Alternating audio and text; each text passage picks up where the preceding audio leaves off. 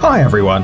When we're in the cinema or at home watching movies, we usually have to go through the opening with the logo of the film studio first. These logos have a very interesting story behind them, but almost no one has ever thought about how they were made. For example, do you know what mountain the Paramount logo is depicting? How many stars surround it? Why are they there? Or what's with the Walt Disney Castle? Why is the boy fishing on the DreamWorks logo? Are you intrigued already?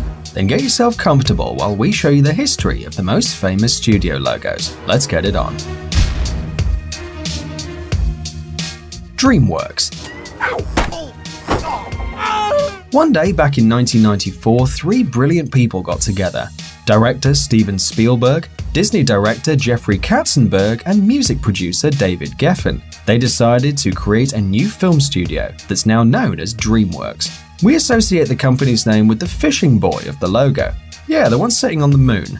But the original idea was actually slightly different. They were originally looking for a computer-generated image of a man fishing from the moon. But visual effects artist Dennis Muren, who was then working along with Spielberg, insisted on making the logo by hand. And so they asked illustrator Robert Hunt to draw it. Hunt was called in to execute the final image on which the motion version was based. It took Hunt 3 months to complete the final motion logo with the boy fishing from the moon. Spielberg loved this version and decided to use it for his new company. By the way, the moon boy is William Hunt, the son of the illustrator. Paramount Pictures. The Paramount Pictures Company was created in 1912 by Adolf Zukor, a film investor, and the Frohman brothers, theater magnates at the time. Originally, the studio went by another name, Famous Players Film Company. The famous Paramount Pictures logo shows a majestic mountain peak covered in snow and surrounded by a ring of stars. It was created by the illustrator William Hodgkinson, who based his work on the Ben Lomond Mountain in Utah, where he spent his childhood. The original logo had 24 stars, one for every movie star that back then had a contract with the studio. However, nowadays there are only 22, and no one knows why. Eventually the logo changed a bit. Now, as a result of technological development, instead of the original mountain picture, we see a computer-generated image. Columbia Pictures. This famous logo depicting a woman holding a torch, a symbol of America, was created in 1924 and showed a lady draped in a US flag and holding a torch. There were no clouds in the background and the forehead of the woman was covered with a headdress. It looked very primitive, and the whole picture looked more like a sketch. 6 years later, the logo was improved. The lady became more elegant, she coiffed her hair and lost the headdress, and the flag was now barely seen. The font was now different, the letters got bigger, and the writing was now behind the girl. But the most important thing was that the empty background was now filled with clouds, and the torch was no longer flickering and blinking, but glowing smoothly instead. In the next few years, the logo was slightly changed, and the word pictures was added.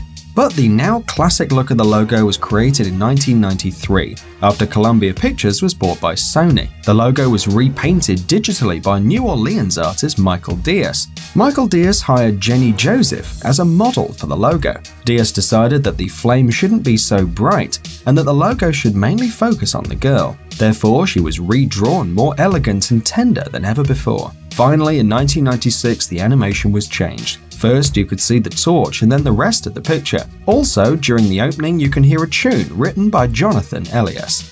Metro-Goldwyn-Mayer. In 1924, American lyricist Howard Dietz created a logo for the Goldwyn Pictures depicting Leo the lion roaring. That's how the lion story started. Over the years, at least 7 lions interpreted Leo.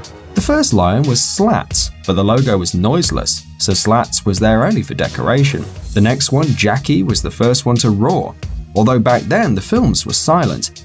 The roar was recorded with the special equipment, and in each cinema there was a phonograph placed behind the screen to reproduce the sound during the opening.